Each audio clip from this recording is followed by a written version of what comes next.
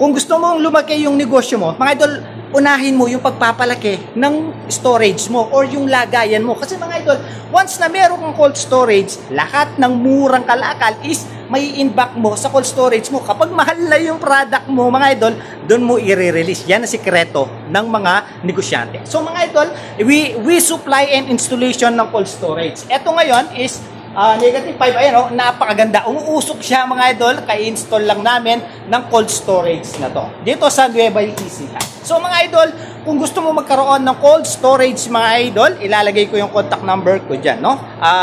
We supply and installation, wala ka nang aalhanin pa, no? Lahat ng gamit, lahat ng installation, kami na ang bahala para sa'yo. Tapos tignan mo yung install namin isa pa, ito, ayan, yung cold storage, tapos isa pa, no? Ayan, kasi lumalaki yung negosyo, no? So kailangan niya talagang maraming pag-iimbakan. Ayan, no? Nag-upisa sa isa, tapos sa pangalawa, ngayon sa pangatlo. So mga idol, kung talagang gusto mo lumaki yung negosyo mo mga idol, unahin mo yung pagpapalaki ng storage mo. So mga idol, kung gusto mo magpa-quotation or kung gusto mo magpa-site visit, is kontakin mo ako dyan. Eto, maglalagay ako ng contact number, and by the way, I'm Sherwin Katangal. So